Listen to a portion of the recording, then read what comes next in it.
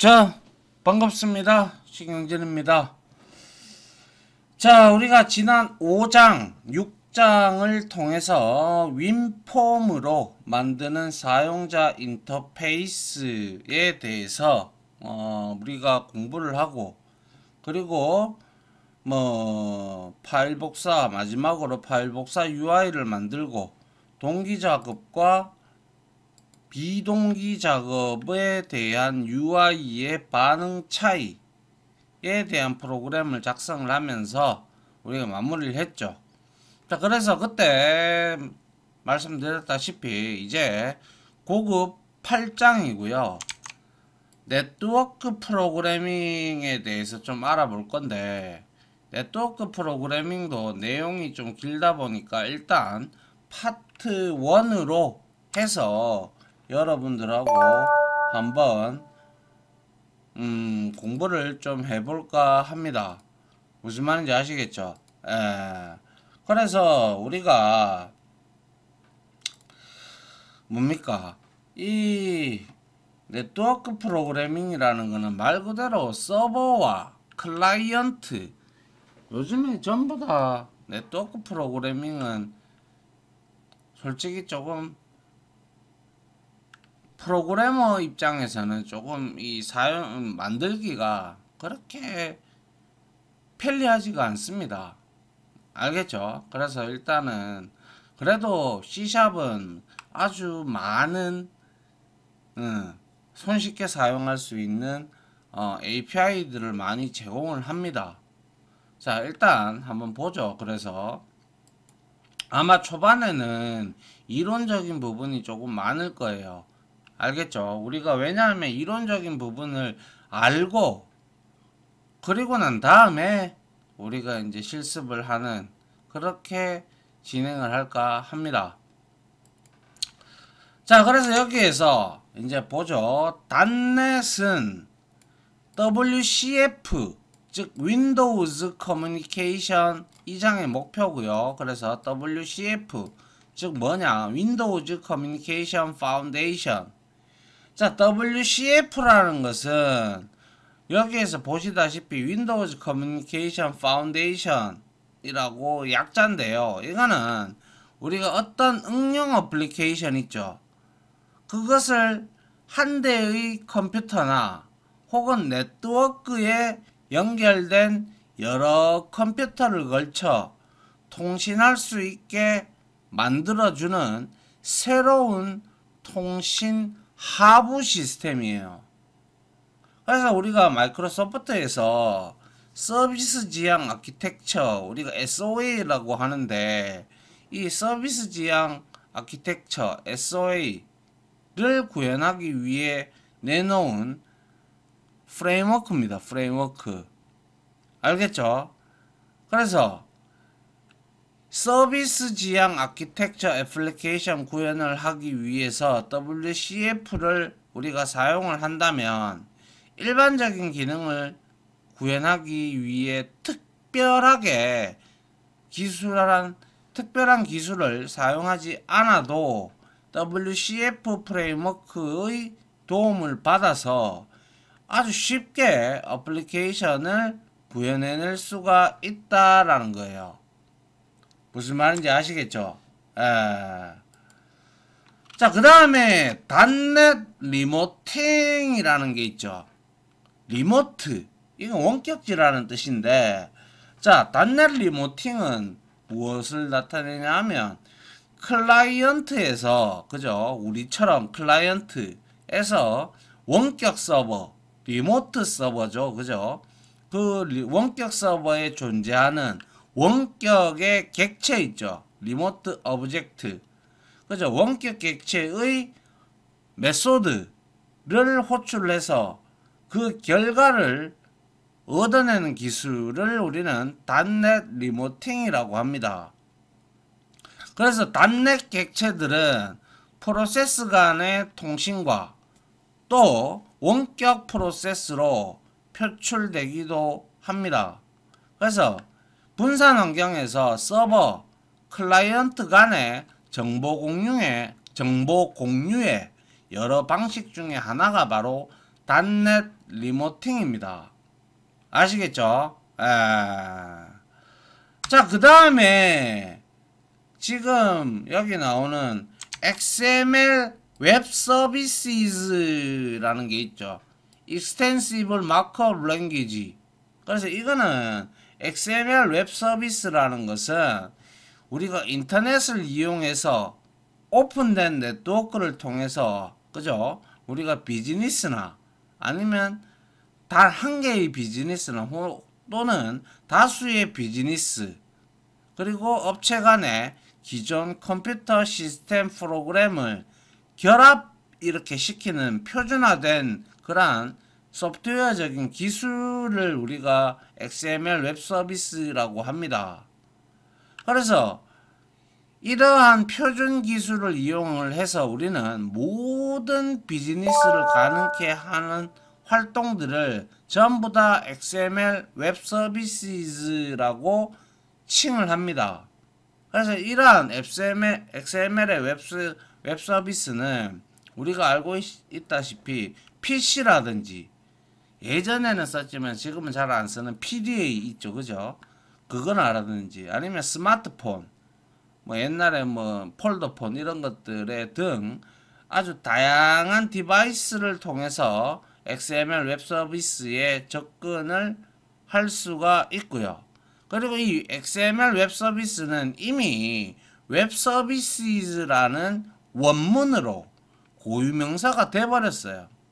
그리고 그 이 웹 서비스에서 핵심이 바로 SOAP라고 하는 건데, SOAP는 Simple Object Access Protocol 하고요.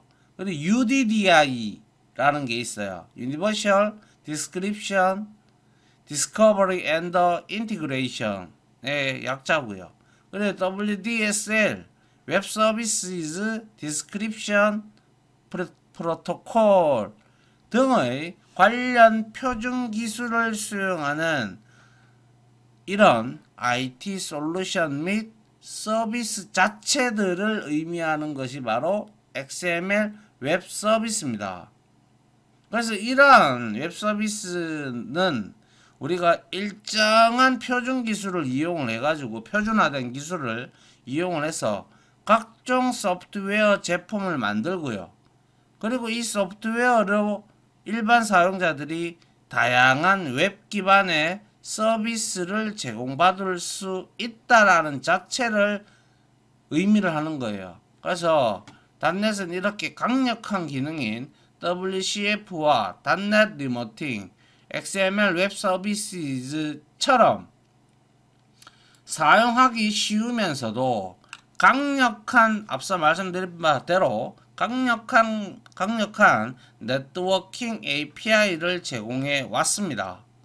그래서 이러한 기술들은 다른 컴퓨터에서 실행되고 있는 상대 프로세스가 마치 한 컴퓨터, 아니 한 프로세스 안에 있는 객체, 이게 아까 전에 제가 말씀드렸던 뭐라고 했어요? SOP라고 했던 거죠. 그죠? 그래서 그 객체인 것처럼 다루게 해줍니다. 그래서 따라서 .NET 플랫폼을 이용하는 프로그래머들은 애플리케이션에 네트워크 기능을 넣기 위해 골치를 썩을 일이 거의 없다고 할 수가 있습니다.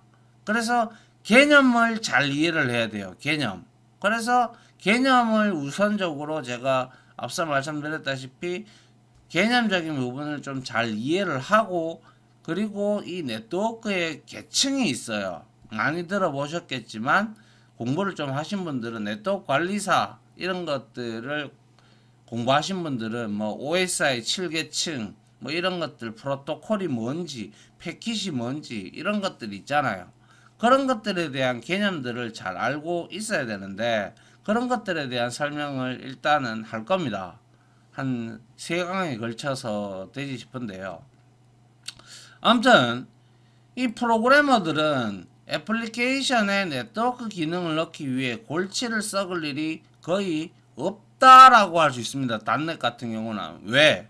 아주 강력한 네트워킹 API를 제공해 주기 때문에 그렇죠.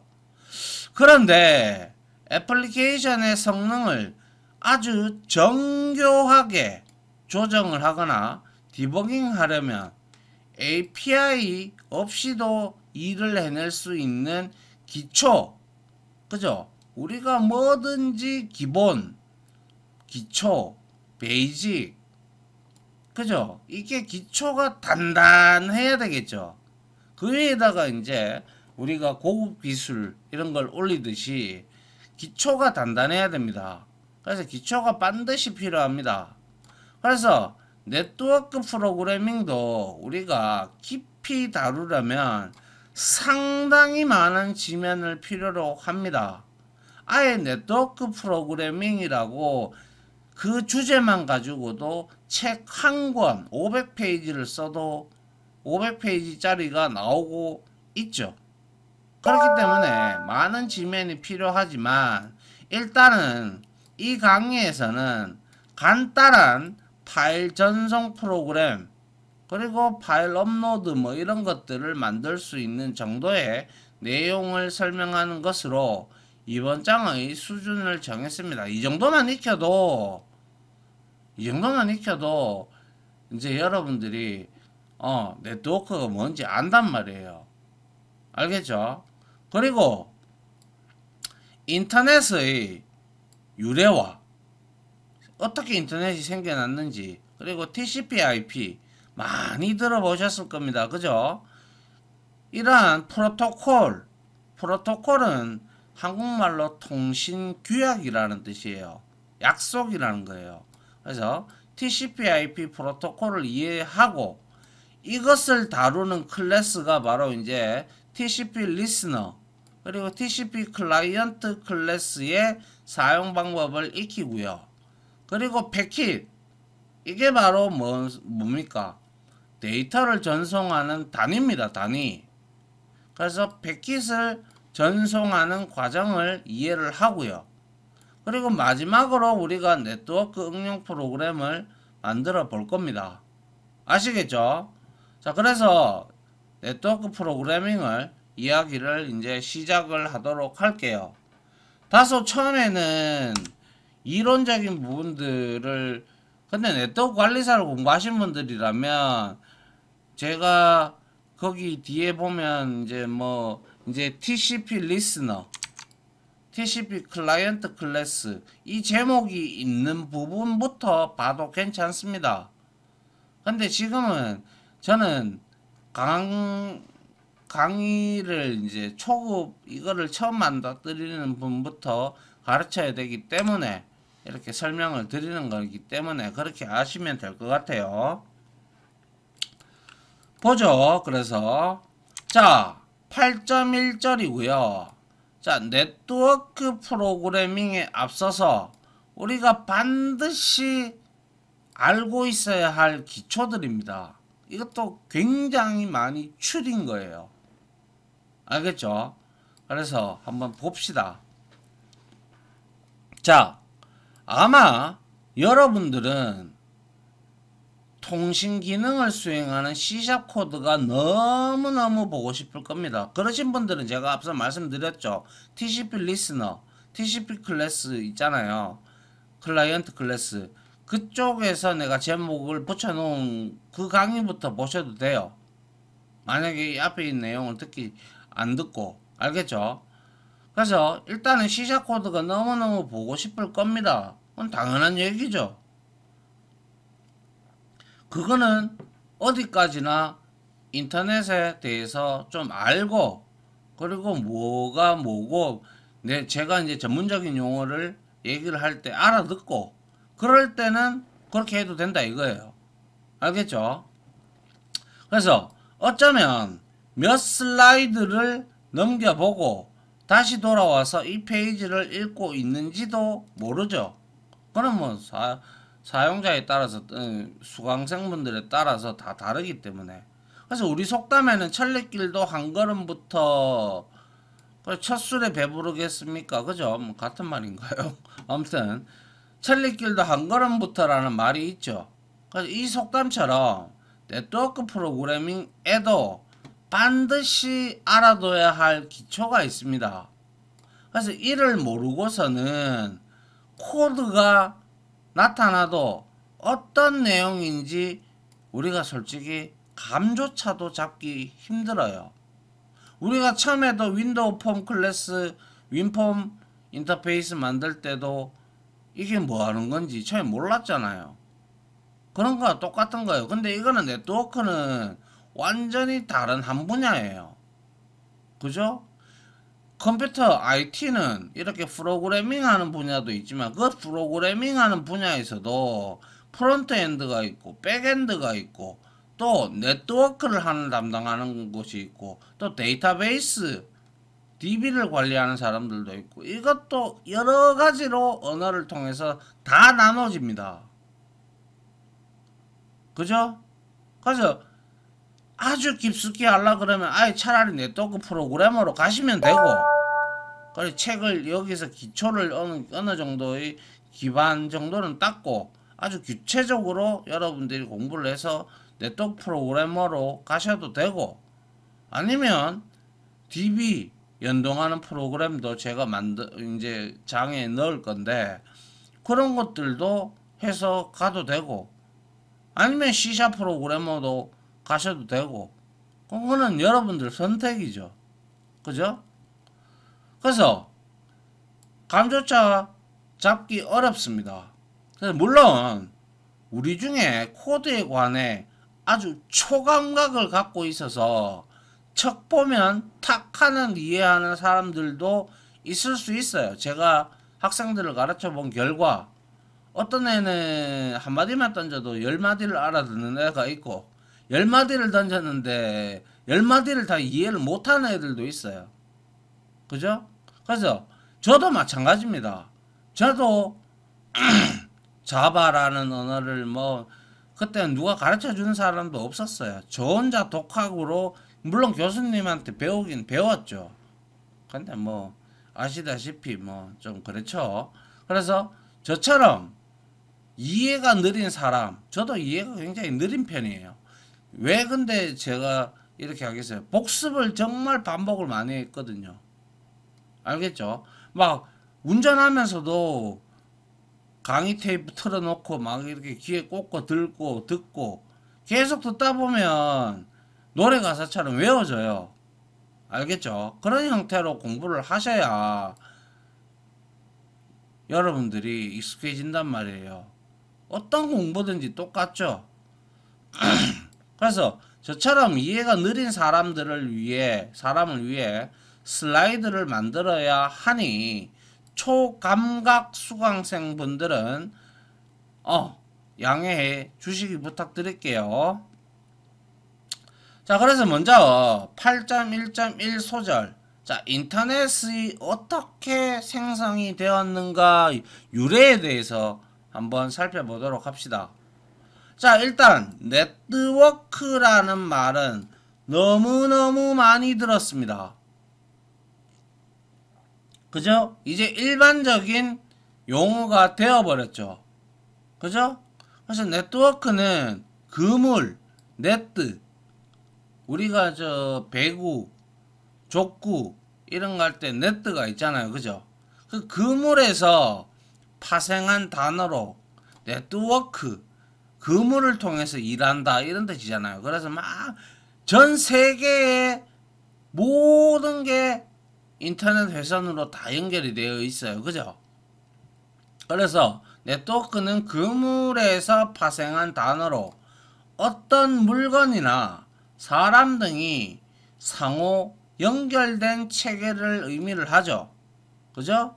우리가 인맥 네트워크라고도 하고 실질적으로 IT에서는 IP 그리고 TCP, UDP 이러한 프로토콜로 서로 간에 데이터를 주고받고 PC 간에 혹은 스마트폰, PDA, 태블릿 뭐 많죠. 그죠? 전송 매체들은 그죠? 예. 그래서 보통 우리가 이야기하는 네트워크는 컴퓨터들이 상호 연결된 컴퓨터 통신 네트워크를 말하죠. 이제는 다 알아요. 워낙 많이 쓰는 용어이기 때문에. 그리고 우리는 지금 네트워크에 연결된 컴퓨터상의 애플리케이션들 간에 데이터를 주고받도록 하는 방법에 대해 이야기하려는 참이었죠. 그래서 우리가 잘 아는 것처럼 세계 최초 세대의 컴퓨터로 할 수 있는 것이라고는 당연히 프로그램에서 입력받아서 실행한 다음에 그 결과를 출력하는 정도가 전부였어요. 우리 최초의 컴퓨터가 ENIAC이었던가요? 그죠? 작업실 한 공간을 다 차지하는 거. 그죠? 그리고 또 그나마 입력과 출력도 키보드와 모니터 또는 프린터가 아니라 여러분들 천공카드라고 혹시 컴퓨터 개론 시간에 보면 천공카드 이런 거 나옵니다. 그래서 이거는 직사각형 형태의 구멍을 뚫어서 그거를 비트로 나타내는 카드입니다. 이게 시초예요. 그죠? 이거를 이용해야 해서 보통 사람들은 그때 당시에 1900 이제 처음에 나왔을 때 애니악이 1940년도인가 30년도인가 말등간에 그때 나왔잖아요. 그래서 그때는 보통 사람들은 물론 뭐 도스가 나오고 컴퓨터가 윈도우가 운영체제 OS가 보급이 되기 전까지는 시커먼 창 도스 창에서 우리가 무언가를 작업하거나 아니면 뭐 유닉스 체계에서 쉘을 이용해서 하던가 그런 시대에서는 그게 바로 1980, 90년대 아닙니까? 그죠? 그때까지는 솔직히 말해서 이러한 컴퓨터는 저도 도스 시대에 살았던 사람인데 그때는 프로그램에 대한 명령어를 모르면 아니 컴퓨터 자체를 사용을 못했어요. 무슨 말인지 아시겠죠? 예. 그만큼 도저히 보통 사람은 컴퓨터에 접근할 엄두도 낼 수 없었죠. 그래서 일반 사람들이 보통 사람들이 이제 컴퓨터에 이제 요즘에는 뭐 저보다 더 잘하죠. 뭐 프로그래밍 빼고는 뭐 여기저기 웹사이트 들어가서 뭐 하고 방송도 하고 유튜브도 하고 뭐 등등등 그죠? 근데 그게 시커먼 화면에서 도스창에서 하라고 하면 누가 할 수 있겠어요? 그 명령어를 일일이 다 외워야 되고 공부를 해야 되고 그죠? 그러면 어려워서 힘들죠. 그죠? 근데 그만큼 그래서 GUI 그래픽 유저 인터페이스가 중요하다라는 말을 하고 싶다라는 것이죠. 그래서 다행히 전자 분야의 빠른 발전 덕에 그죠? 컴퓨터의 성능은 상당히 향상이 되고 이제 입력 출력 장치의 편의도 크게 향상되었습니다. 그죠? 그리고 사람들은 천공카드 대신에 이제는 키보드와 모니터를 사용하게 되었고 윈도우 윈도우 OS를 이용을 해서 프로그램 하나만 실행할 수 있었던 컴퓨터는 이제 동시에 여러 프로그램을 실행할 수 있게 되었습니다. 이게 바로 우리가 배웠던 멀티프로세싱 혹은 멀티스레딩 그죠? 이러한 개념이 여기에 들어가는 것이죠.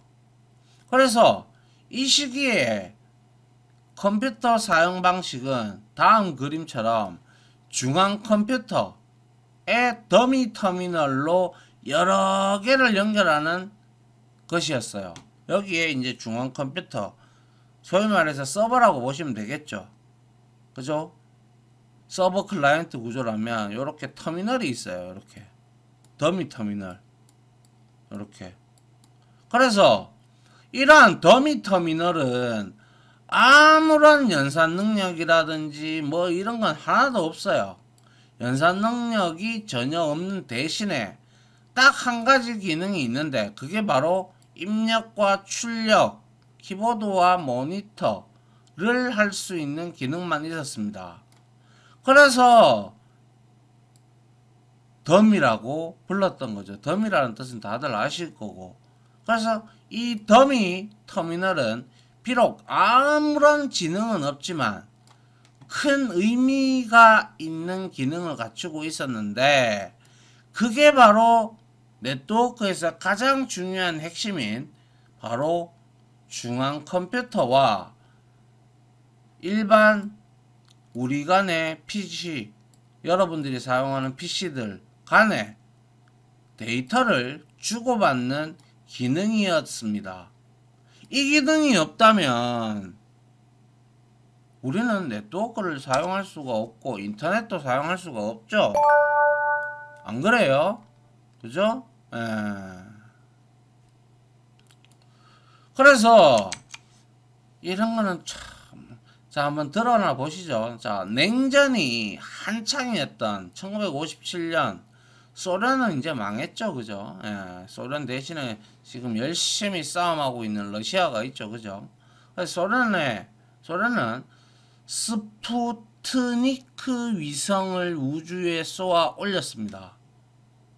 그래서 이 소식에 미국은 충격에 휩싸이게 되는데 첫째로는 일단 소련이 우주에서 직접 자신들을 공격할 수 있는 수단을 갖게 됐다는 것에 대해서 충격을 받았고, 둘째로는 소련이 자신들보다 앞선 우주 기술을 갖고 있다는데 충격을 받았죠. 그래서 이 충격으로 미국의 각 분야에서 수많은 변화가 일어났는데 그 중 하나가 바로 1958년에 DARPA라고 해서 Defense Advanced Research Project Agency의 설립이었습니다. 이게 뭘까요? 바로 뭐예요? 이거는 미국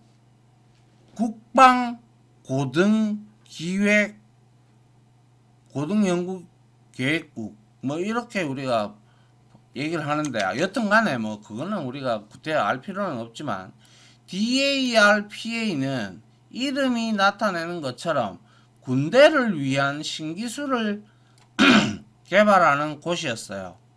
그래서 DARPA라는 이름은 나중에 D만 빼고 ARPA가 됐다가 다시 또 DARPA가 되는 등 오락가락 하다가 나중에는 결국 다시 원점으로 DARPA로 돌아왔습니다. 그래서 냉전시대에 설립된 DARPA는 막대한 예산을 지원받으며 미군을 위한 연구를 수행하기 시작을 했어요. 그래서 DARPA는 본부는 알링턴, 이건 미국 버지니아 주에 있습니다. 그래서 알링턴에 있었지만 이게 이제 버지니아의 이제 본부에 있다 보니까 이게 들키기 쉬우니까 DARPA의 프로젝트의 상당수가 대학과 외부의 연구소에서 각각 아주 숨겨져서 수행이 되었다라는 거예요. 그래서 각 연구기관에서는 컴퓨터를 이용을 하여 연구를 수행했고, 그리고 연구 자료들이 이 컴퓨터